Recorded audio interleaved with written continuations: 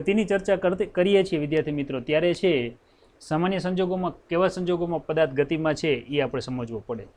આના માટે આપણે એક ઉદાહરણ લઈએ. ઉદાહરણમાં કંઈક આપણે એવું વિચારીએ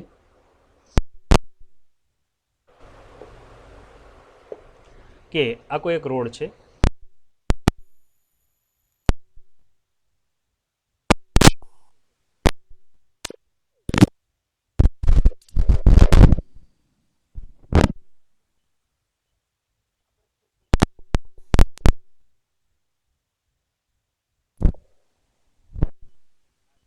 सर आवाज हजी कपाई है. आवाज हजी कपाई है सर. સાહેબ અવાજ નથી આવતો. એક જ મિનિટ. હલો, આવે છે અવાજ? હવે થોડીક વાર સ્પીકર ઓન રાખો જી તમારો. હા હવે આવે. આવે છે? બોઈના દાખલાનું કઈ સમજ એવું છે, નેટની સ્પીડ ઘટતી હશે, અવાજમાં પ્રોબ્લેમ છે. હલો, જોવો જી તમારામાં અવાજ આવે છે. લિંક આવી?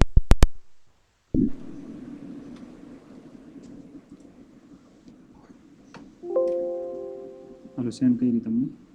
એક જ મિનિટ સ્ટુડન્ટ ચાલુ રાખજો. સેટ કરે છે. નેટ સ્પીડ લગભગ ઘટતી હોય એવું લાગે છે. મેં કર્યું, આખું ફરી વાર કર્યું, મોકલી તમને વોટ્સઅપમાં.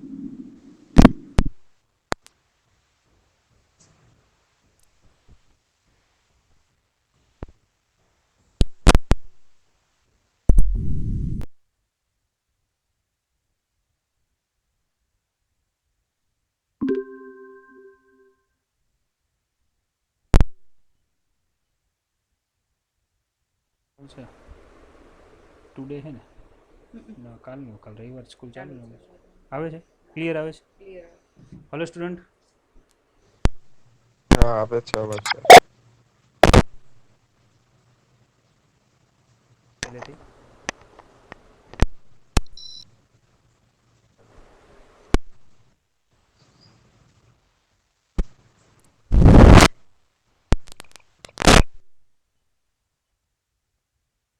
અહીંયા છે. આની અંદર જો આપણે વાત કરીએ તો કે આની અંદર જે આ સીટ છે આપણે એવું બતાવીએ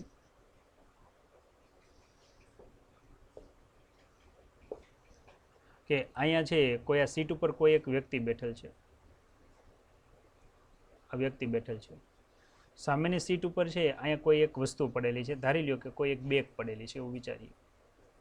યાદ રાખો બસ ગતિમાં છે એટલે વ્યક્તિ પણ ગતિમાં છે ને જે છે બેગ છે એ પણ ગતિમાં છે એવું કહી શકાય.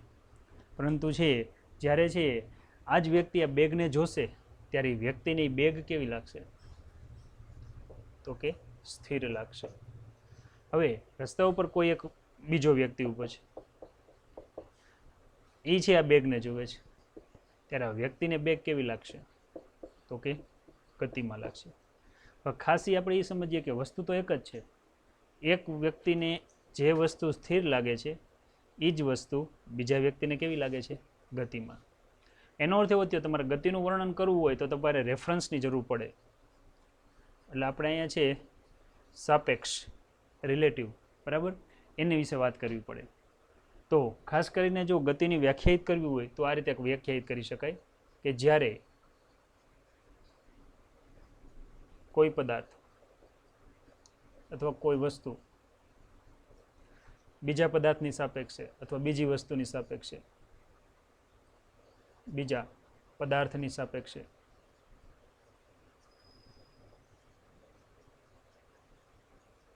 સમયની સાથે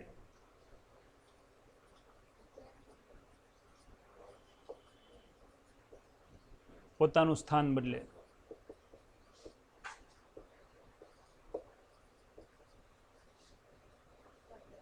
ત્યારે તે પદાર્થ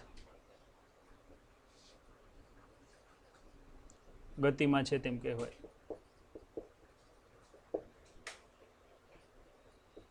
તેમ કહેવાય.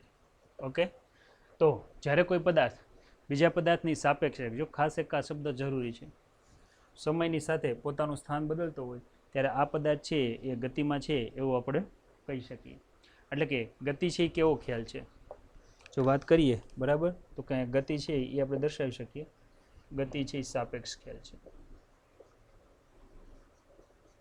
ખાસ યાદ રાખજો. ગતિ ઘણા બધા પ્રકારની હોય.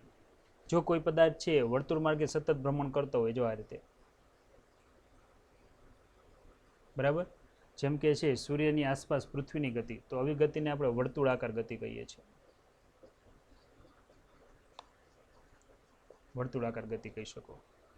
જો કોઈ પદાર્થ પોતાની જગ્યાએ રહીને ભ્રમણ કરતો હોય, બરાબર, દાખલા તરીકે વર્તુળ ગતિની અંદર છે પૃથ્વીની તો ગતિ આપો, પૃથ્વી પોતાની અક્ષ ઉપર 24 કલાકમાં એક ચક્ર પૂરું કરે છે, તો પોતાની અક્ષ ઉપર ભ્રમણ કરે છે, તો આને આપણે અક્ષીય ગતિ પણ કહી શકીએ. વર્તુળ ગતિને તમે કક્ષીય ગતિ પણ કહી શકો. કક્ષામાં ભ્રમણ કરે છે, આ પોતાની અક્ષ ઉપર રહીને ભ્રમણ કરતું હોય, ભમરડાની ગતિ છે, આ બધી પ્રકારની ગતિને કક્ષીય ગતિ કહી શકીએ.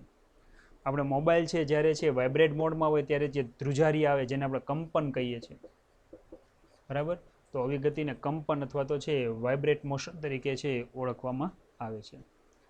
જો પૃથ્વી છે એ પોતાની જગ્યાએ રહીને ભ્રમણ કરે છે, એટલે પૃથ્વી ઉપરની દરેક વસ્તુ ફરે છે. લગભગ પૃથ્વી છે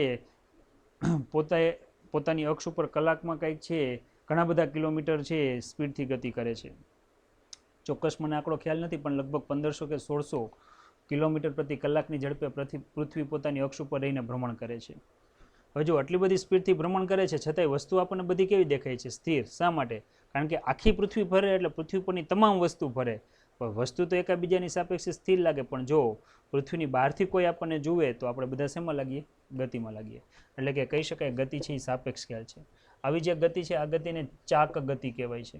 આ શબ્દ તમારા માટે નવો છે, જેને કહેવાય રોટેશનલ મોશન. બરાબર છે? તમને ખબર છે કે જ્યારે માટી બનાવવા માટે, ઘડા બનાવવા માટે જ્યારે માટીના પીંડાને છે ચાકડા ઉપર મૂકવામાં આવે, પછી આખો ચાકડો ફરતો હોય, એની ઉપર માટી જે હોય છે એ માટી પણ ફરતી હોય છે, બરાબર, અને આખું તંત્ર ફરતું હોય છે, ત્યારે આવી ગતિને કહેવાય ચાક ગતિ. વધારામાં તમને ખબર છે, લોલકનું આપણે ઉદાહરણ લઈએ તો લોલક છે પોતાની એક જ જગ્યાએ રહીને આસપાસ સતત આ રીતે ગતિ કરતું હોય છે, તો આવી ગતિને તમે દોલિત ગતિ પણ કહી શકો. બરાબર છે? દોલન કરે છે એટલા માટે આપણે બોલી શકીએ દોલિત ગતિ. તો વિદ્યાર્થી મિત્રો, આવા છે ઘણા બધા છે ઉદાહરણ આપણે છે સમજી શકીએ છીએ. બરાબર, તો આપણને ખ્યાલ આવ્યો. આપણે તો ખાલી અત્યારે એ સમજવાનું છે કે ગતિ છે કેવો ખ્યાલ છે? સાપેક્ષ ખ્યાલ છે. ગતિની વ્યાખ્યા આપણે આ રીતે લઈશું: જ્યારે કોઈ પદાર્થ કે વસ્તુ બીજા પદાર્થ કે વસ્તુની સાપેક્ષે સમયની સાથે પોતાનું સ્થાન બદલે ત્યારે પદાર્થ છે એ ગતિમાં કહેવાય. બરાબર છે? ત્યાર પછી આપણે આગળ વધીએ. કોણ એટલે શું? ઉદાહરણ આપી સમજાવો. હવે તમે એમ કહી શકો કે સાહેબ કોણ એટલે કોને આપણે વ્યાખ્યાયિત કરવો? કોણ આમ ગણો તો એને છે એક સંકલ્પના છે. વ્યવહારમાં તમે કણ ગોતવા જાઓ તો તમને ક્યાંય મળે નહીં. ફોર એક્ઝામ્પલ, દાખલા તરીકે હું આમ વિચારું કે હાલો ચાલો આ એક કણ છે, પછી હું ખાલી આ રીતે કરું, બરાબર, તમે એમ કહો સાહેબ આના કરતાં આ નાનું છે એટલે આને કણ કહી શકો. હોઈ ગયું જોયું? બરાબર, ધારી લ્યો કે આ એક કણ છે. એથી આગળ વધીએ એટલે આપણે એમ થાય આ એક કણ છે. હજી પણ આનો ઘણો બધો નાનો નાનો ભાગ થઈ શકે. એટલે કે છે આપણે એવું કહી શકીએ કે કણની વ્યાખ્યા આપણે લખવી હોય તો કેવી રીતે લખી શકીએ? તો આપણે એવું લખી શકીએ: દળ ધરાવતા બિંદુવત પદાર્થ લ્યો, શું કહેવાય છે? કોણ કહે છે. દળ ધરાવતા બિંદુવત જે પદાર્થ લઈએ, આ પદાર્થને આપણે છે કણ સ્વરૂપે લઈ શકીએ. હવે ખાસ કરીને છે કણ આપણે ગોતવા જશું તો આપણે ક્યાંય મળશે નહીં. ખાસ યાદ રાખજો, આ એક આદર્શ સંકલ્પના છે. બરાબર છે? હવે આવા કેવા સંજોગોમાં આને છે પદાર્થને કણ સ્વરૂપે લઈ શકાય એની વાત કરીએ છીએ. તો ખાસ કરીને જો આપણે અહીંયા વાત કરીએ, બરાબર, તો કે કણને આપણે દર્શાવવું હોય તો છે કંઈક આ રીતે લઈ શકીએ. જુઓ તમે, સામાન્ય રીતે લઈએ કે આ કોઈ એક પદાર્થ છે. આ પદાર્થમાં ઘણા બધા કણો આવેલા છે. કેવા કેવા કણો આવેલા છે તો આપણે દર્શાવીએ. કંઈક ધારી લ્યો કે આ રીતે 3 કણ આવેલા છે. અસંખ્ય છે, હું માત્ર હાઇલાઇટ 3ને કરું છું, A, B, અને છે ત્રીજા નંબરનો કણ આ છે કે એને આપણે દર્શાવીએ C. આ પદાર્થ છે સુરેખ માર્ગે ગતિ કરે છે. ગતિ કરીને આ પદાર્થ છે એ કંઈક અહીંયા પહોંચે છે, અહીંયા પહોંચે છે. એનો અર્થ એવો થયો પદાર્થ જેટલું સ્થાનાંતર કરે છે એટલો દરેક કણ પણ સ્થાનાંતર કરે છે. એટલે કે જે આપણે અહીંયા છે વાત કરતા હતા ABC કણની, તો કે આ જે કણ છે એ છે, આ જે છે એ બી નંબરનો કણ છે અને અહીંયા છે એ સી નંબરનો કણ છે, બરાબર? આ રીતે છે. હવે તમે જુઓ પદાર્થે જેટલું સ્થાનાંતર કર્યું છે, ધારી લ્યો કે ડી જેટલું સ્થાનાંતર કર્યું છે, એટલું જ સ્થાનાંતર છે પદાર્થની અંદર રહેલા સમગ્ર કણે કરેલું છે. આવા સંજોગોમાં મારે પદાર્થની ગતિનું વર્ણન કોઈ પણ એક કણ, દાખલા તરીકે એ, બી કે સી કણની ગતિની મદદથી પણ હું કરી શકું. ઉદાહરણ તરીકે જુઓ, ધારી લ્યો કે પદાર્થ છે, હું એમ કહું 5 મિનિટમાં, અથવા તો છે આપણે છે એકમ એસઆઈ યુનિટ પદ્ધતિ પ્રમાણે આલીએ, બરાબર? તો અહીંયા એકમ છે હું સેકન્ડ લઉં કે ભાઈ ધારી લ્યો કે 5 સેકન્ડમાં 10 મીટરનું અંતર કાપેલ છે આખો પદાર્થ. તો તમે મને કહો કે જે એ કણ છે એનો વેગ પણ કેટલો થાય, એની ઝડપ પણ કેટલી થાય? તો તમે એ જ કહેશો સાહેબ આ પણ છે 5 સેકન્ડની અંદર 10 મીટર અંતર કાપે છે, બી કણ પણ 5 સેકન્ડમાં 10 મીટર અને સી પણ. તો સમગ્ર પદાર્થની ગતિનું વર્ણન તમે કોઈ પણ એક કણની ગતિની મદદથી કરવું હોય ને તો કરી શકો. આવા સંજોગોમાં પદાર્થને કણ સ્વરૂપે લઈ શકાય, ખાસ યાદ રાખજો. બીજી વાત કરીએ આપણે છે આની પહેલાંનું જે ચેપ્ટર છે એમાં સૂર્ય અને પૃથ્વી વચ્ચેનું અંતર ભણી ગયા છીએ કે આ સૂર્ય છે અને એનાથી છે ખૂબ દૂરના અંતરે છે અહીંયા અર્થ એટલે પૃથ્વી આવેલી છે. બંને વચ્ચેનું અંતર કેટલું છે એ પણ આપણને ખબર છે.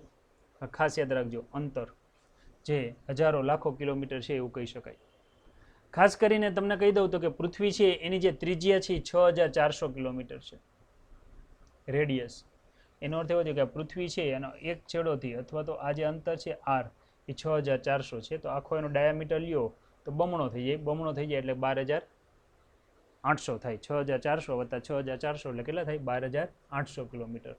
જો યાદ રાખો આ ડિસ્ટન્સ માત્ર ને માત્ર કેટલું છે? 12800 કિલોમીટર.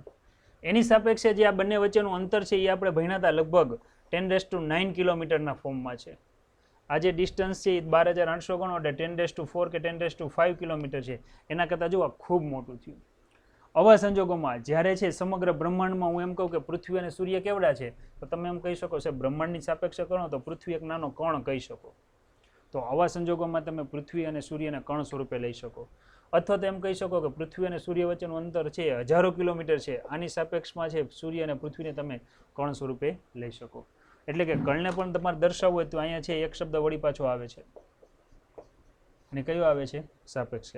તો આ ઉપરથી વિદ્યાર્થી મિત્રો ખાસ યાદ રાખજો કે વ્યવહારમાં કે કણ ગોતવા જશો તો મળશે નહીં. કણ છે એક આદર્શ સંકલ્પના છે, પરંતુ અમુક સંજોગોમાં પદાર્થને આપણે કણ સ્વરૂપે લઈ શકીએ. કેવા સંજોગોમાં કણ સ્વરૂપે લઈ શકીએ? તો કે જ્યારે પદાર્થ છે સુરેખ માર્ગે ગતિ કરતો હોય ત્યારે દરેક પદાર્થના દરેક કણ પણ ગતિ કરતા હોય, તો કોઈ એક કણની ગતિનું વર્ણન કરો તો સમગ્ર છે પદાર્થની ગતિનું વર્ણન થઈ શકે. ત્યાર પછી આગળ વાત કરીએ, જો બ્રહ્માંડની અંદર વાત કરીએ તો બ્રહ્માંડમાં સૂર્ય અને પૃથ્વીને કણ સ્વરૂપે લઈ શકાય. કારણ કે બ્રહ્માંડનું છે અંતર લ્યો તો 10⁵ કિલોમીટર જેટલું છે, જે આપણે બીજા ચેપ્ટરની અંદર તમને અંતરમાં સમજાવ્યું. તો આ રીતે ગતિ એટલે શું, કોણ એટલે શું, એની આપણે સંકલ્પના સ્પષ્ટ કરી. હવે આપણે આગળ વધીએ છીએ. ત્યાર પછીનો પોઈન્ટ છે આપણો યંત્રશાસ્ત્ર, જેને મિકેનિક્સ કહેવાય છે. મિકેનિક્સ એટલે શું એ આપણે જાણવાનું છે. વિદ્યાર્થી મિત્રો, આપણા પાઠનું નામ જ ગતિ છે, સીધા માર્ગે ગતિ, બરાબર? આ ભૌતિક વિજ્ઞાનની એવી બ્રાન્ચ છે, એવી શાખા છે કે જેમાં ગતિ અંગેનો સંપૂર્ણ અભ્યાસ કરવામાં આવે છે. ગતિ કઈ રીતે ઉદ્ભવે છે, કોના કારણે ઉદ્ભવે છે, શા માટે ઉદ્ભવે છે, ગતિ ઉદ્ભવવાના કારણે કેવા પરિણામ મળે છે, એ સમગ્ર જે અભ્યાસ કરવામાં આવે આ શાખાને યંત્રશાસ્ત્ર એટલે કે કહેવામાં આવે છે મિકેનિક્સ. જો વ્યાખ્યા છે, પદાર્થની ગતિ અંગેનો અભ્યાસ કરતી ભૌતિક વિજ્ઞાનની શાખાને યંત્રશાસ્ત્ર અથવા તો મિકેનિક્સ કહેવાય છે. અથવા તો એમ કીધું છે કે કાઇનેમેટિક્સ એન્ડ ડાયનેમિક્સના સરવાળાને એટલે કે સંયુક્ત રીતે યંત્રશાસ્ત્ર મિકેનિક્સ કહેવાય છે. તો આપણે અહીં જે યંત્રશાસ્ત્ર લઈએ છીએ મિકેનિક્સ, એના બે ભાગ પડે છે. કયા કયા બે ભાગ પડે છે એની ચર્ચા કરીએ. અહીંયા ઓલરેડી કહી જ દીધું છે કયા કયા છે. એક તો છે કાઇનેમેટિક્સ,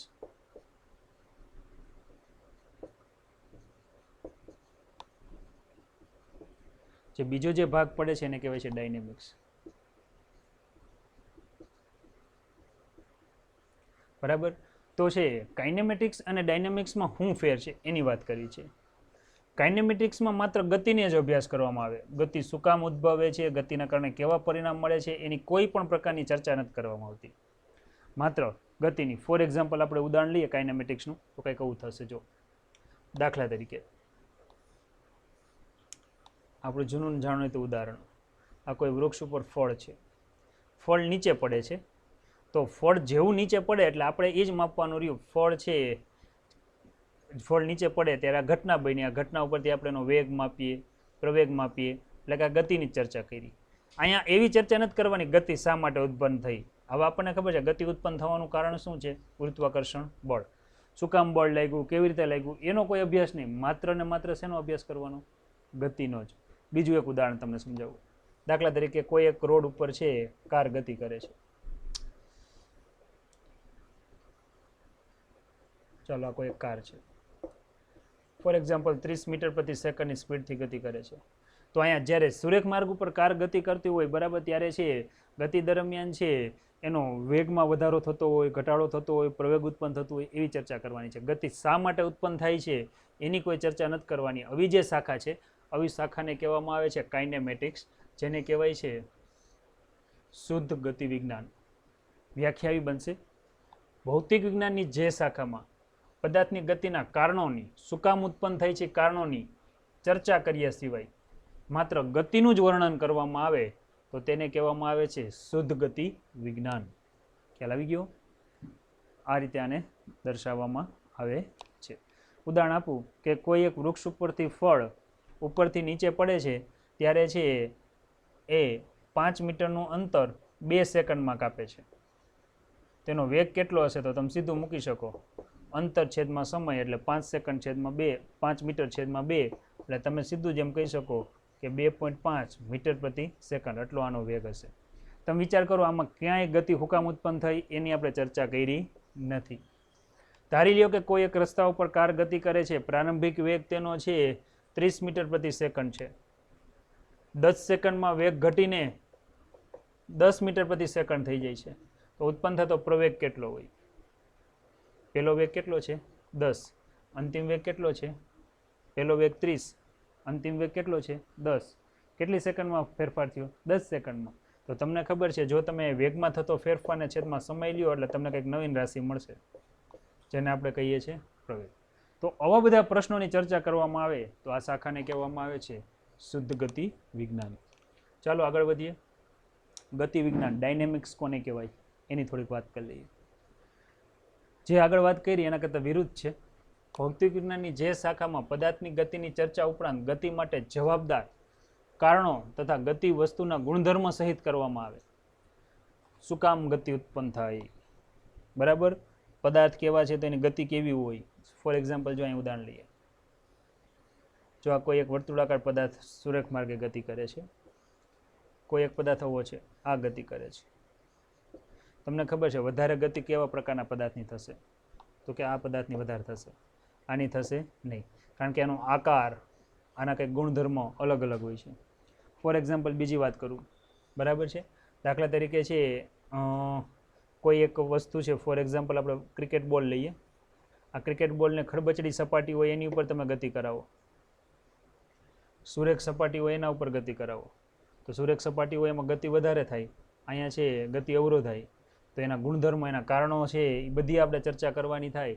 તો આવી જે શાખા છે આવી શાખાને કહેવામાં આવે છે ડાયનેમિક્સ, બરાબર. તો આની વ્યાખ્યા આ રીતે થશે. ભૌતિક વિજ્ઞાનની જે શાખામાં ગતિનો અભ્યાસ તે માટેના કારણો અને ગુણધર્મ સહિત કરવામાં આવે તો આવી શાખાને કહેવામાં આવે છે ડાયનેમિક્સ. ત્યાર પછી આગળ વધીએ. આપણે ગતિ, કણ, કાઇનેમેટિક્સ એન્ડ ડાયનેમિક્સ આટલાનો અભ્યાસ કર્યો. ત્યાર પછીનો પોઈન્ટ આવે છે રેફરન્સ ફ્રેમ, જેને નિર્દેશ ફ્રેમ તરીકે ઓળખવામાં આવે છે, બરાબર છે. જો આને આપણે નિર્દેશ ફ્રેમ કહીએ તો નિર્દેશ ફ્રેમ એટલે શું, ઉદાહરણ આપીને સમજાવો. પહેલાં આપણે વ્યાખ્યા લખીએ કે વ્યાખ્યા આવી છે અવલોકનકાર જે સ્થળે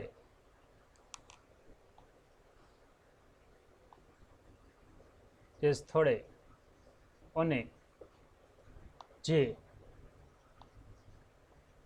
પરિસ્થિતિમાં અવલોકન કરે છે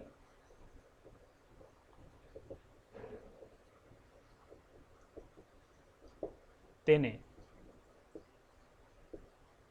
નિર્દેશ ફ્રેમ કહે છે.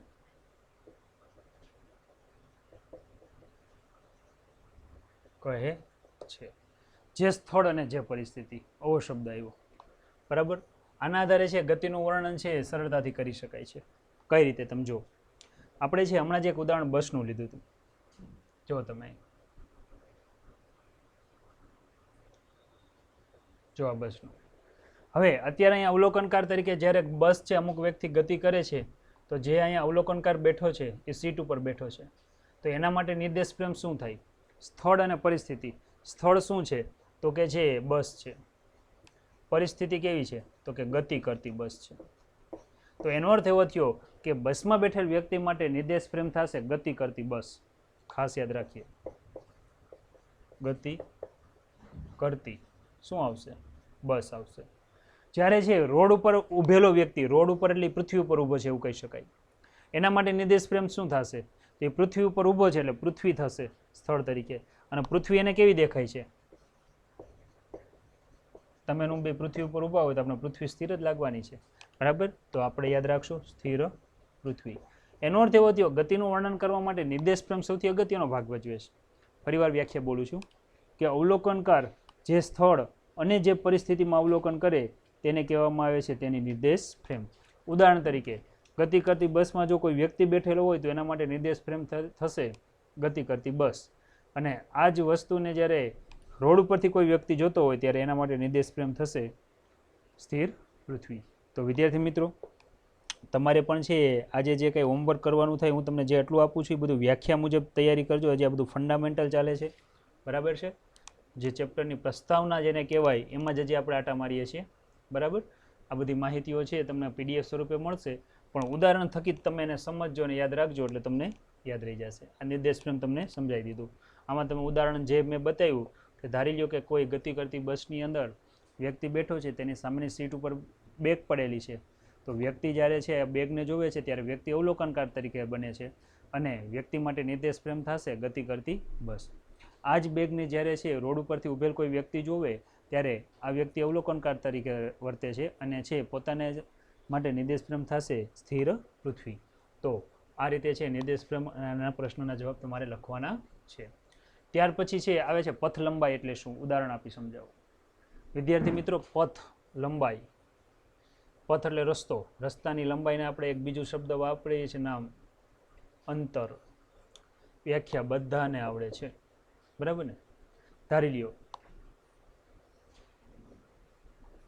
કે આ A અને B બે સ્થળો છે.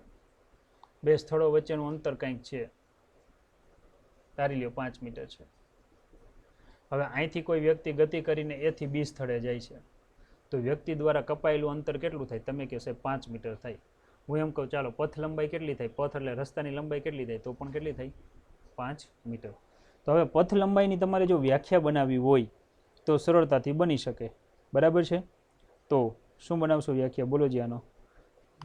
આ રીતે એટલે બનાવી શકે કે કોઈ પદાર્થે કાપેલ ગતિપથની કુલ લંબાઈને, અથવા તો વ્યક્તિએ પદાર્થે કાપેલ ગતિપથની કુલ લંબાઈને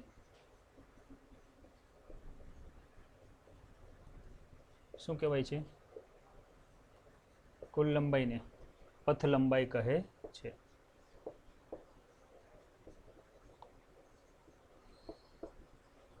આપણે ખાસ એક યાદ રાખવાનું છે. પથ લંબાઈ કેવી રાશિ છે એ ખાસ અગત્યનું છે. જો પથ લંબાઈ વિશે વાત કરીએ, બરાબર, તો કે છે પથ લંબાઈ છે એ અદિશ રાશિ છે. અદિશ એટલે કે આને કોઈ દિશા ન હોય, માત્ર ને માત્ર મૂલ્ય દર્શાવવાનું હોય છે. અદિશ રાશિ છે. બરાબર છે? એસઆઈ પદ્ધતિમાંનો એકમ શું છે? બરાબર, એકમ છે આનો મીટર છે. મીટરને દર્શાવવા માટેની સંજ્ઞા શું છે? Small m. ધારી લ્યો કે અહીંયા છે 5 મીટર અંતર કાપે છે. હવે આ જ વ્યક્તિ B થી પાછો A સ્થાને આવે છે તો ટોટલ પથ લંબાઈ કેટલી થઈ? તો આપણે ખબર છે 5 મીટર જવાનું, 5 મીટર આવવાનું, ટોટલ કેટલી થઈ? 10 મીટર. આમાં ક્યાંય આપણે છે દિશાને ધ્યાનમાં લીધી નથી. માત્ર ને માત્ર જે લઈ છે, બરાબર છે, એ છે અંતરને જ ધ્યાનમાં લઈએ છીએ. હાજી, હા, 10:30.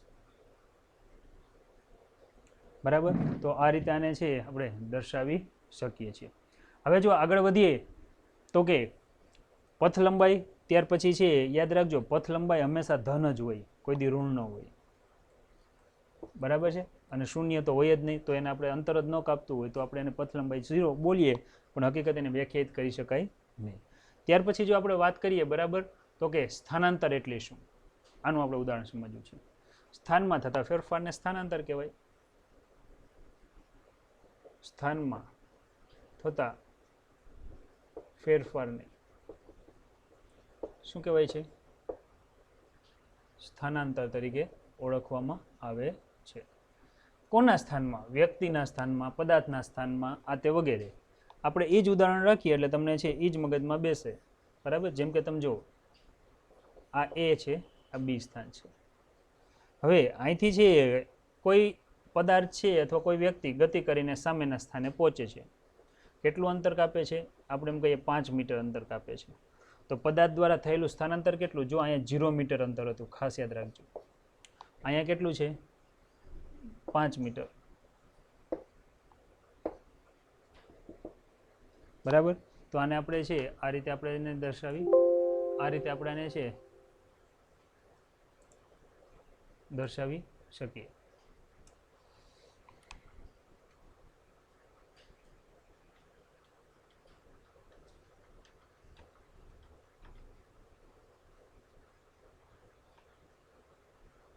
સ્થાનાંતરની આપણે વાત કરતા હતા.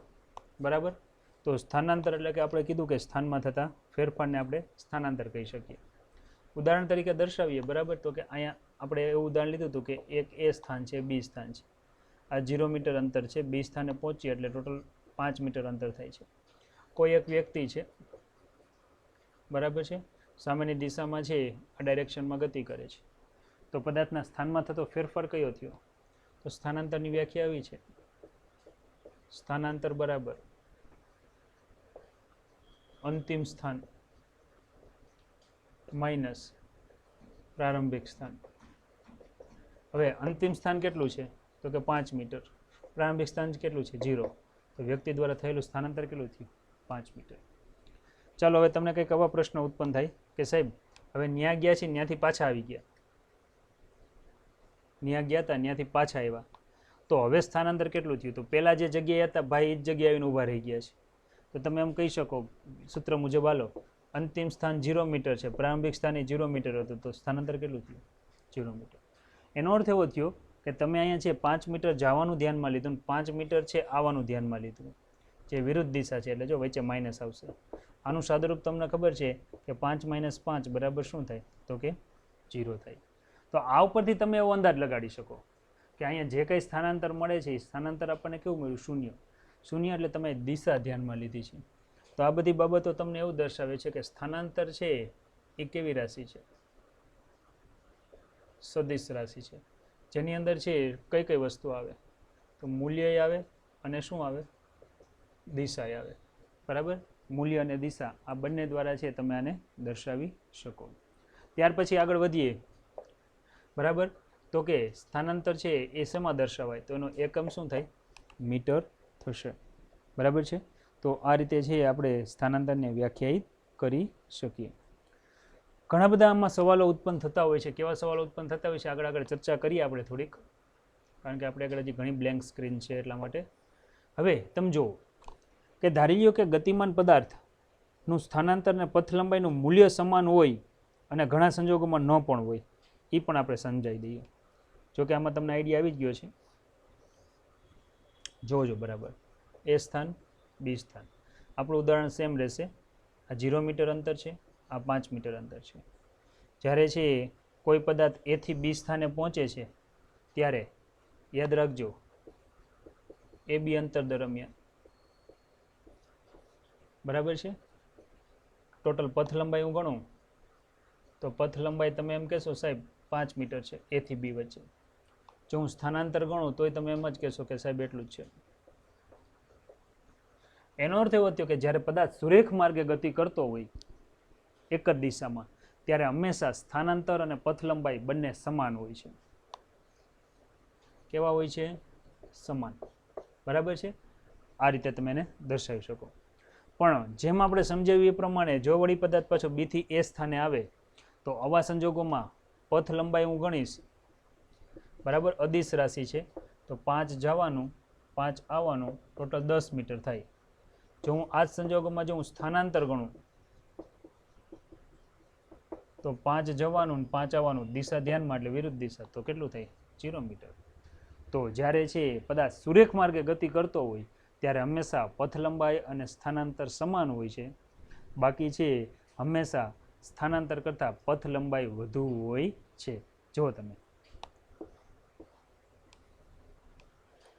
તો 10 થઈ આ રીતે પણ તમે આને દર્શાવી શકો. બરાબર છે?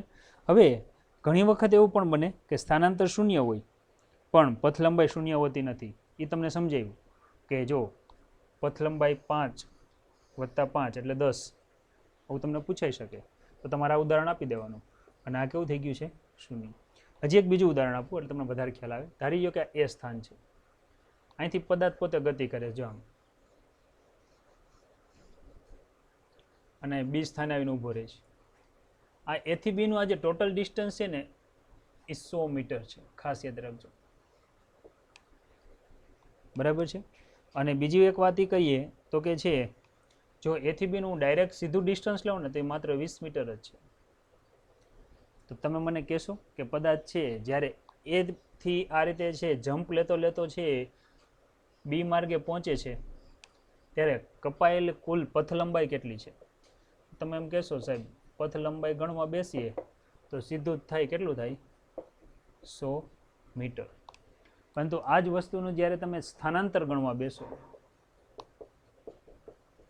ત્યારે સ્થાનાંતર કેટલું થાય? અંતિમ સ્થાન માઇનસ પ્રારંભિક સ્થાન એટલે 20 માઇનસ 0 એટલે કેટલું થશે? 20 મીટર. ખ્યાલ આવી ગયો? તો આ રીતે છે સરળતાથી પથ લંબાઈ અને સ્થાનાંતર આપણે સમજી શકીએ છીએ. તફાવત લઈ દઉં એટલે તમને સમજાઈ જાય. પહેલો પોઈન્ટ હંમેશા વ્યાખ્યાનો લેવો હોય તો લઈ શકાય. આમાં આપ્યું છે કે ગતિ કરતા કણ વડે કપાયેલું સાચું અંતર છે. હવે અહીંયા શું છે? જો એક જ દિશામાં ગતિ થતી ન હોય તો કણ વડે કપાયેલું અંતર સાચું અંતર દર્શાવતું નથી. બરાબર છે? આપણે જેમાં આ પોઈન્ટ લીધો એના ઉપરથી ખ્યાલ આવી શકાય કે પદાર્થ એ થી બી માત્ર અંતિમ અને પ્રારંભિક સ્થાન લઈએ તો માત્ર અંતિમ અને પ્રારંભિક સ્થાન વિશે જ ખબર પડે, ક્યાં કે કઈ રીતે છે, કેટલું અંતર કાપીને ગયો છે એ ખબર પડે નહીં. ફોર એક્ઝામ્પલ જો કોઈ વ્યક્તિ છે પોતાના ઘર એ પાસે છે, ત્યાંથી છે કંઈક વાંકા ચૂકા માર્ગે ગતિ કરી અને બી સ્થાને પહોંચે છે તો સ્થાનાંતર તમને અમુક ખ્યાલ આવી જશે કે સ્થાનાંતર આ બંને વચ્ચે ધારી લ્યો કે 100 મીટર છે તો એ ખ્યાલ આવી જાય. એ પદાર્થ દ્વારા છે સીધા માર્ગે આવ્યો છે કે રખડતો રખડતો શેરી ગલીઓમાંથી આવ્યો છે એ કંઈ ખબર પડે નહીં. તો આ પોઈન્ટ છે એવું કંઈક બતાવે છે જેની આપણે વાત કરીએ છીએ. બીજું, હંમેશા મૂલ્ય ધન હોય છે અને અદિશ રાશિ છે. તમને ખબર છે આ ધનય હોય, ઋણય હોય, શૂન્ય હોય અને સદિશ રાશિ છે. મેં તમને ધન અને ઋણની વાત કરી, ધન અને શૂન્યની વાત કરેલી બરાબર, પણ ઋણની વાત નથી કરી. ચાલો કરી દઉં એટલે આપણને એવું બહુ થાય નહીં. તમે જો ફોર એક્ઝામ્પલ આ જ વસ્તુ છે. જો એ થી બી માર્ગે જાય તો સ્થાનાંતર ધન કેટલા મીટર? 5. વળી પાછો બી થી એ માર્ગે આવે તો ઋણ થઈ જાય એટલે ટોટલ કેટલું થઈ ગયું? 0. હવે અહીંયા કોઈ એક સી સ્થાન છે, વળી આ પદાર્થ અહીંથી અહીંયા પહોંચે છે એટલે આને છે કંઈક આપણે સુરેખ માર્ગે જ બતાવીએ એટલે તમને વધારે ખ્યાલ આવે. જેમ કે તમે જો આ રીતે બતાવીએ, આ 0 છે, આ 1 2 3 4 5, -1 -2 -3 -4 આવું છે. ચાલો પદાર્થ એ થી અને આ છેલ્લું આપણે 6 લઈ લઈએ અને અહીંયા હું 5 લઈ લઉં છું. ચાલો ઓ થી છે એ સ્થાને જાય છે તો ઓ થી એ એટલે સ્થાનાંતર કેટલું થયું? 6 મીટર. ત્યાંથી વળી પાછો છે એટલે જો ધન થયું, યાદ રાખજો. ત્યાંથી છે એથી પાછું ઓ સ્થાને આવીને ઊભો રહે છે એટલે રિટર્ન આવે છે. તો એનો અર્થ એવો થયો ઓ એ વત્તા મારે લખવું પડે એ ઓ એટલે એવું થયું 6 જવાનું વત્તા 6 આવવાનું, ટોટલ કેટલું થઈ ગયું? 0. એટલે સ્થાનાંતર થયું. વળી પાછો એથી ઓ એ જાય છે, એથી વળી પાછો હું એમ કહું કે આવીને અહીંયા ઊભો રહી છે. અહીંયા એટલે કયા સ્થાને ઊભો રહી છે? સી સ્થાને. તો આમાં મારે 3 ડિસ્ટન્સ ગણવા પડે, ઓ એ ઓ અને વત્તા મારે લખવું પડશે ઓ સી. ચાલો એ ઓ સોરી ઓ એ જે આ દિશામાં છે કેટલું છે +6 વત્તા ઓથી અહીંયા આવીને ઊભો રહે છે કેટલું છે તો કે -6 ઓસી વિરુદ્ધ દિશામાં જાય છે કેટલું જાય છે 3 મીટર તો અહીં લખવું પડે -3 સાદુરૂપ આપો +6 -6 ઉડી ગયા તો એનો અર્થ એવો થયો સ્થાનાંતર ધન હોય શૂન્ય હોય કેવું હોય ઋણ પણ હોઈ શકે છે બરાબર છે ગતિ થતી હોય ત્યારે તેનું મૂલ્ય કદાપી શૂન્ય મળતું નથી તો સાચી જ વાત છે હવે કોઈ ગાડી છે સ્થિર હોય તો મૂલ્ય શૂન્ય હોય પણ ગાડી જ ગતિમાં હોય તો અંતર તો કપાતું જ હોય ગતિ થતી હોય છતાં પણ તેનું મૂલ્ય શૂન્ય મળે ઘુમરા મારીને વળી પાછો પોતાની જગ્યાએ જ આવીને ઊભો રહી જાય તો કેવું થઈ જાય શૂન્ય જો ગતિ સુરેખ રહેતી હોય તો પથ લંબાઈ અને સ્થાનાંતર મૂલ્ય સરખા હોય કહી દો ખબર છે અમને જો ગતિ સુરેખ ન હોય તો પથ લંબાઈ હંમેશા વધુ હોય ને સ્થાનાંતર હંમેશા કેવું હોય ઓછું હોય જો આ ઉદાહરણ ગતિ થતી હોય તો પથ લંબાઈ હંમેશા વધુ હોય સ્થાનાંતર હંમેશા કેવું હોય ઓછું હોય ક્લિયર આના પરથી દરેક વખતે પદાર્થનું અંતિમ સ્થાન નક્કી ન થઈ શકે બરાબર તેના પરથી પદાર્થનું દરેક વખતે અંતિમ સ્થાન નક્કી થઈ શકે એટલે પદાર્થ અંતિમ સ્થાન ક્યાંથી ક્યાં આવીને ઊભું રહી છે એ ખ્યાલ આવી શકે આમાં તો છે ઘુમરા મારે છે બરાબર પદાર્થ અહીંથી આ બાજુથી અહીંયા આવે છે વળી પાછો અહીંયા આવીને અહીંયા ઊભો રહી જાય છે બરાબર તો આમાં અંતિમ સ્થાન વિશે બહુ આઈડિયા આવતો નથી તો આવા મુદ્દાઓના આધારે વિદ્યાર્થી મિત્રો પથ લંબાઈ અને સ્થાનાંતર કોને કહેવાય એ આપણને ખ્યાલ આવ્યો ખાસ યાદ રાખજો પથ લંબાઈ અદિશ રાશિ મૂલ્ય હંમેશા ધન સ્થાનાંતર છે સદિશ રાશિ મૂલ્ય ધનય હોય ઋણય હોય શૂન્ય પણ હોઈ શકે છે ત્યાર પછી છે આપણે આગળ વધીએ સુરેખ પથ પર ગતિ કરતા કણ માટે જુદી જુદી છે વાત કરવાની છે એ કણ સ્થિર હોય ત્યારે અચળ વેગથી ધન દિશામાં ગતિ કરતો હોય ત્યારે અચળ વેગથી ઋણ દિશામાં ગતિ કરતો હોય ત્યારે અને ધન દિશામાં અનિયમિત ગતિ કરતો હોય ત્યારે એના જુદા જુદા આલેખો દોરવાના કીધા છે હવે અત્યારે આપણે જો આ આલેખ દોરવાના આપણને અહીંયા વાત કરી છે પણ હજી તો આપણે છે વેગ સુધી તો પહોંચ્યા નથી છતાંય હું તમને આલેખ દોરીને સમજાવી દઉં ચાલો ટેબલ આધારિત સમજાવું એટલે ખ્યાલ આવે પહેલું પદાર્થ સ્થિર હોય ત્યારે હવે યાદ રાખજો આ સમય છે તમારે આલેખ દોરતા શીખવાનું છે અને આ અંતર છે સમયને હું ટી સ્થાને દર્શાવું છું અંતરને હું એક્સ વડે દર્શાવું ધારી લ્યો કે ટી બરાબર 0 સમય હતું ત્યારે કોઈ એક બસ સ્થિર સ્થિતિમાં હતી એટલે 0 મીટર અંતરે છે અહીંયા કોઈ એક બસ છે આ બસ અત્યારે 0 મીટર અંતરે છે સમય વધતો જાય છે 2 મીટર થાય છે સમય 2 સેકન્ડ થાય છે પણ બસ ચાલુ જ નથી થતી 4 સેકન્ડ થાય છે બસ સ્થિર જ છે એનો અર્થ એવો થયો તો આનો જો હું આલેખ દોરું તો કેવો આવે તો આ પહેલી પરિસ્થિતિનો હું આલેખ અહીંયા દોરું છું ખાસ યાદ રાખજો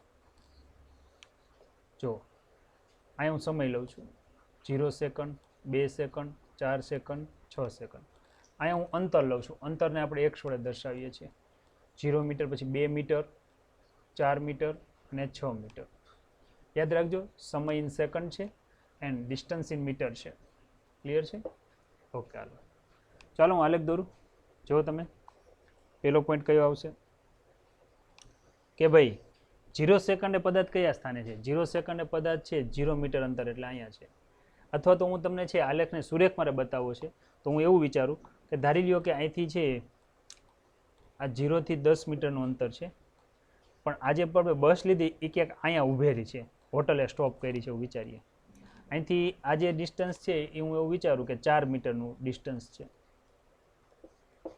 તો અહીંયા છે હું થોડોક ફેરફાર કરું તમને વ્યવસ્થિત સમજાય એટલા માટે થોડોક ફેરફાર કર્યો છે બાકી આ બધા પોઈન્ટ એક સરખા જ આવશે તમે જુઓ કે ભાઈ 0 સેકન્ડે બસ ઊભી છે સ્થિર 4 મીટર અંતરે તો આ 4 મીટર અંતરે ઊભી છે 2 સેકન્ડ માથે વહી જાય છે તોય બસ હજી ચાલુ નથી થતી એટલે 4 મીટર અંતરે જ છે અને 4 સેકન્ડે ક્યાં છે 4 મીટર અંતરે જ છે તો એનો અર્થ એવો થયો કે જ્યારે 0 હોય ત્યારે મારે ડિસ્ટન્સ શું બતાવવાનું 4 મીટર 2 સેકન્ડે શું બતાવવાનું 4 સેકન્ડે શું બતાવવાનું 4 બરાબર તો આનો ગ્રાફ કેવો આવે જો સુરેખ આવશે ખ્યાલ આવી ગયો હવે તમારે શું કરવાનું છે એક્સ વિરુદ્ધ ટીના આલેખ દોરવાના છે ચાલો પેલો આલેખ દોરાઈ ગયો ખાસ યાદ રાખજો કેવો આવશે સુરેખ આવશે પછી અચળ વેગથી ધન દિશામાં ગતિ કરતો હોય ત્યારનો આલેખ દોરવાનો છે ચાલો એ પણ તમને દોરીને સમજાવી દઈએ એક્સ સોરી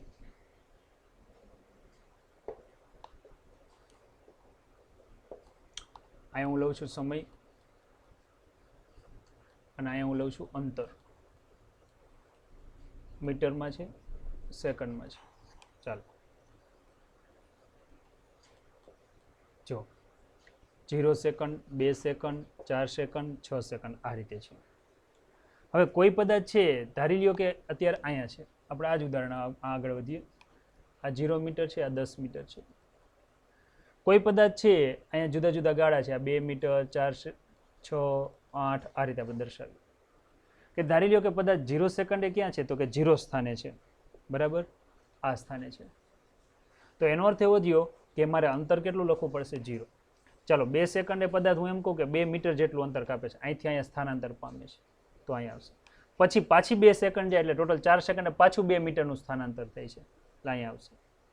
પાછી 2 મીટર અંતર કાપે છે પછીની 2 સેકન્ડમાં, એટલે કે ટોટલ 6 સેકન્ડે પણ કેટલું થયું? 2.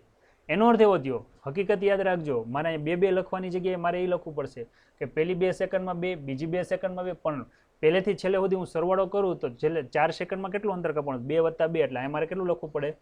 4. અહીંયા કેટલું લખવું પડે? 6. હવે જો હું આનો ગ્રાફ લઉં છું, આ સમય છે, આ અંતર છે. 0, 2 સેકન્ડ, 4 સેકન્ડ, 6 સેકન્ડ, 8 સેકન્ડ આ રીતે આપણે હાલીએ. 2 મીટર અંતર, 4 મીટર અંતર, 6 મીટર અંતર, 8 મીટર અંતર, કંઈક આ રીતે હાલીએ. હવે આજે આપણે અહીંયા ચાલીએ છીએ, બરાબર છે. તો અહીંયા જો આપણે આગળ વાત કરીએ, ચાલો પોઈન્ટ મુકાવો મને. 0 સેકન્ડે પદાર્થ 0 સ્થાને છે, 2 સેકન્ડે પદાર્થ 2 મીટર અંતરે છે, એટલે જો ગ્રાફ આ રીતે દોરવાનો, અહીંયા પોઈન્ટ આવશે. 4 સેકન્ડે 4 મીટર અંતરે છે, એટલે 4 સેકન્ડ અને 4 મીટર બેને ભેગું કરવાનું, એટલે પોઈન્ટ અહીંયા આવે. 6 સેકન્ડે તો કે 6 સેકન્ડ 6 મીટર અંતરે, તો આ ગ્રાફ ભેગો આવે, તો પોઈન્ટ અહીંયા આવે. ક્રમશઃ જો હું આ રીતે આમ જો ગ્રાફ દોરું, બરાબર, અને ગ્રાફ દોરીને જો હું આગળ વધું તો ગ્રાફ મને આવો મળશે, જેને સુરેખ ગ્રાફ કહેવાય. આ ગ્રાફ છે ને અચળ વેગ બતાવે છે, એટલે કે વેગમાં કાંઈ ફેરફાર થતો નથી, પણ કઈ દિશામાં? ધન દિશામાં, બરાબર છે, પ્લસ દિશામાં. આ રીતે તમે જ્યારે હાઈવે ઉપર ચડો અને ગાડીમાં છે લીવર મારો એટલે ધીરે ધીરે સ્પીડ વધતી જાય. પહેલાં 0ની સ્પીડ હોય, પછી લીવર મારો એટલે 5, 10, 15, 20, 25, 30, 50 જે કેપેસિટી એ પ્રમાણે વધારે જાઓ.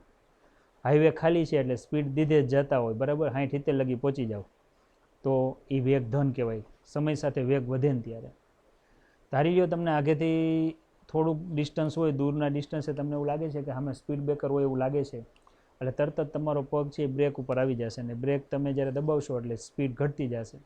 જેમ કે 80ની સ્પીડ હોય તો એ ઘટતી ઘટતી આપણે છે કેવું સ્પીડ બ્રેકર છે એના ઉપર આધાર રાખીને એ રીતે સ્પીડ ઘટાડી નાખીએ છીએ. એટલે સમય સાથે જ્યારે વેગ ઘટતો હોય ત્યારે હંમેશા છે ગ્રાફ છે એની ઋણ આવે, એને વેગ ઋણ કહેવાય. એને મારે દર્શાવવું છે. કઈ રીતે દર્શાવાય એ પણ તમને સમજાવી દઉં. ચાલો ત્યાર પછીનો ગ્રાફ, વેગ ઋણ ક્યારે હોય? કારણ કે જો આપણને આમાં એમ પૂછ્યું છે અચળ વેગથી ઋણ દિશામાં ગતિ કરતો હોય ત્યારે આ જ વસ્તુ છે. ક્યાં ફેરફાર થાય કહું. આ સમય છે, અંતર છે. આ 0 second, 2 second, 4 second, 6 second, 8 second. ધારી લ્યો કે જ્યારે છે તમને દૂરથી છે કોઈ એક સ્પીડ બ્રેકર દેખાય ને તમારી સ્પીડ 80ની છે, 80 કિલોમીટર પ્રતિ કલાક. તરત જ તમે બ્રેક મારો છો, હવે ગાડી છે 80ની સ્પીડે જતી હોય, બ્રેક મારીએ તો આ ગાડીની આગળ આપણે થઈ જાય, તમને ખબર છે. એટલે બ્રેક પણ આપણે ધીરે ધીરે મારશું. ધારી લ્યો કે પહેલી 2 સેકન્ડમાં તમે ઘટાડીને 60 સુધી લઈ જાવ છો, પછીની 2 સેકન્ડમાં ઘટાડીને ધારી લ્યો કે 40 સુધી લઈ જાવ છો, પછીની 2 સેકન્ડમાં ઘટાડીને ધારી લ્યો કે તમે 20 સુધી લઈ જાવ છો, અને 8મી સેકન્ડે સ્પીડ બ્રેકર જ એવું છે કે તમે 0 આવીને ઊભા રહી જાવ છો. તો આનો જો હું ગ્રાફ દોરું તો ગ્રાફ કેવો આવે? Distance in metre, time in second. 0 second, 2, 4, 6, 8 આ સેકન્ડ છે. અહીંયા મારે ડિસ્ટન્સ લેવું પડશે 20 મીટર, 40 મીટર, 60 મીટર, 80, બરાબર. આ રીતે આપણે બતાવીએ, સ્પીડ ઘટાડતા જાવ છો. ચાલો 0 એ તમારી સ્પીડ કેટલાની હતી? તો કે ભાઈ 80ની હતી, બરાબર. તો અહીંયા પોઈન્ટ આવશે. 20 એ કેટલાની છે? 2 સેકન્ડે કેટલાની છે? 60ની. એટલે 2 સેકન્ડે 60ની, એટલે આ પોઈન્ટ અહીંયા આવે. એને તમે આ રીતે પણ દોરી શકો. 4 કેટલાની થઈશ 40ની, તો કે ચાલો આ પોઈન્ટ અહીંયા મારે દોરવો પડશે. પછી છે 6 કેટલાની થઈ જઈશ, તો 20ની જ થઈ જઈશ. ચાલો આ પોઈન્ટ અહીંયા દોરવો પડશે. 8 તો ઊભા જ રહી જાવ છો એટલે અહીંયા આવી જશે. તો જો ગ્રાફ તમે જો અચળ વેગ ધન હતો ને ત્યારે નીચેથી ઉપર જતો જો આમ, પરંતુ હવે અહીંયા શું થઈ જાય છે તો કે છે હવે અહીંયા છે ગ્રાફ કેવો આવશે એની વાત કરીએ તો ગ્રાફ આપણે ઉપરથી નીચે આવીએ છીએ. સમય સાથે જ્યારે વેગ ઘટતો હોય ત્યારે વેગ છે ને અચળ વેગ જ કહેવાય, પણ કેવો કહેવાય? ઋણ.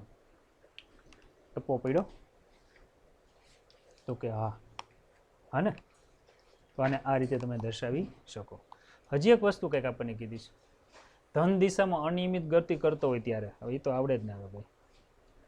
ચાલો ધન દિશામાં અનિયમિત ગતિ અહીંયા સમજાઈ દઈએ. ધારી લો કે 0 સેકન્ડે પદાર્થ 0 મીટર અંતરે છે, 2 સેકન્ડે ધારી લ્યો કે છે 6 મીટર અંતરે છે, 4 સેકન્ડે ધારી લ્યો એ 10 મીટર અંતરે છે, અને 6 સેકન્ડે ધારી લ્યો 50 પદાર્થ છે એ 50 મીટર અંતરે છે.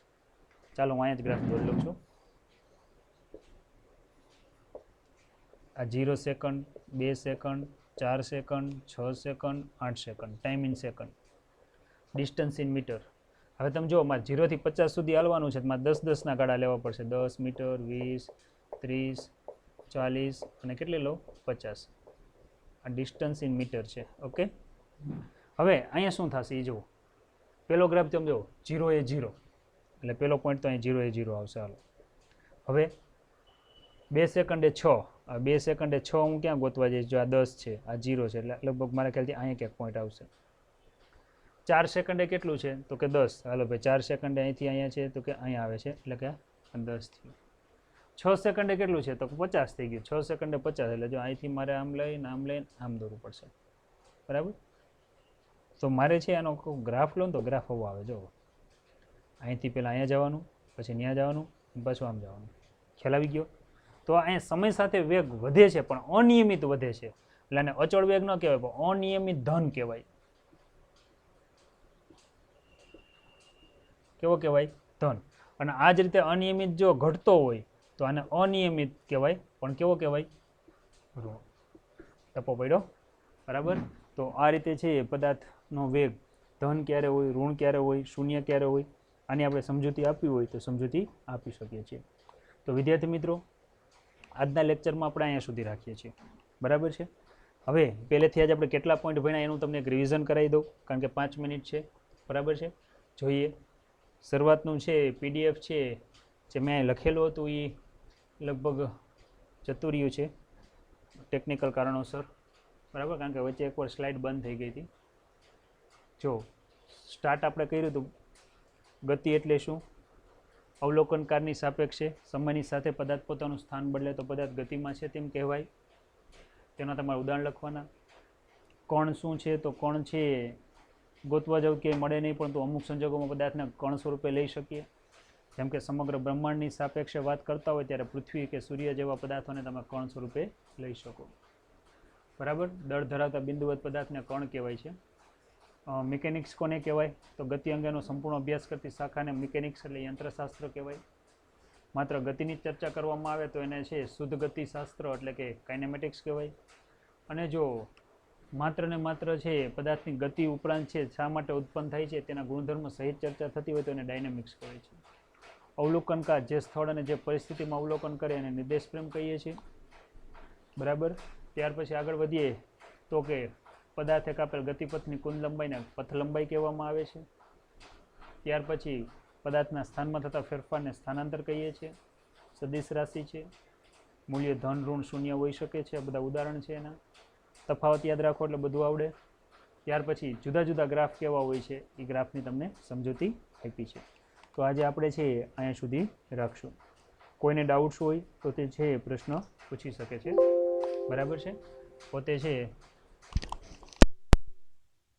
અને છે પ્રશ્ન પૂછી શકો છો જો કોઈને ડાઉટ્સ હોય તો. બરાબર છે?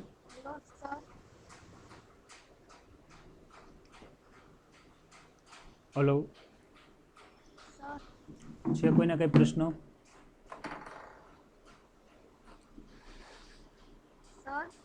દેવ રૂપાપરા. હા સર. બોલો, પ્રશ્ન છે કઈ?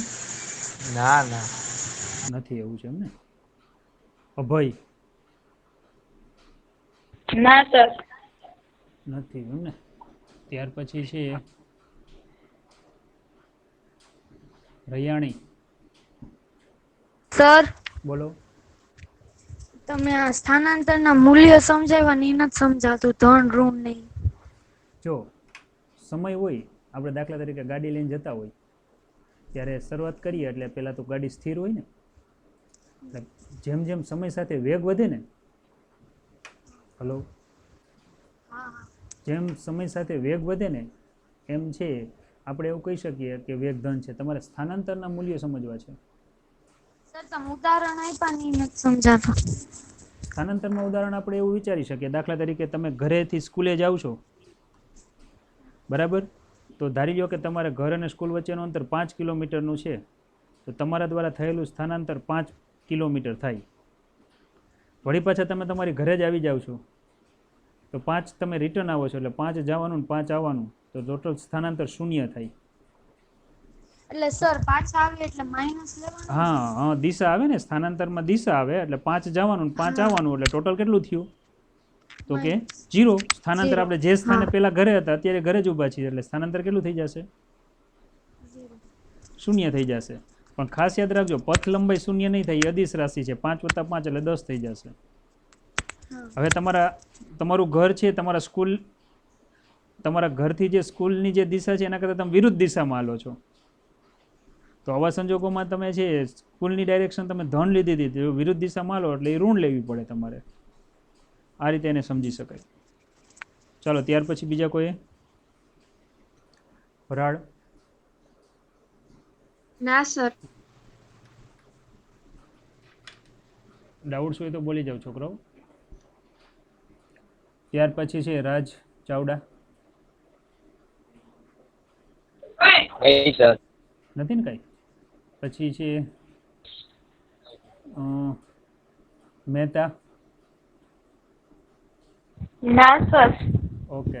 વનરાજભાઈ તમારે કંઈ ડાઉટ્સ હોય તો બોલો, હાલો હવે. મિસ્ટર વનરાજ હેરભા.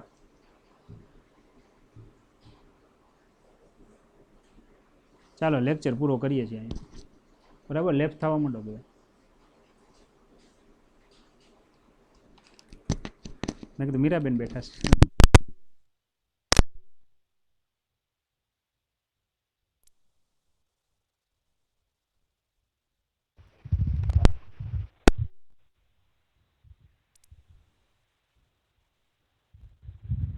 બોલો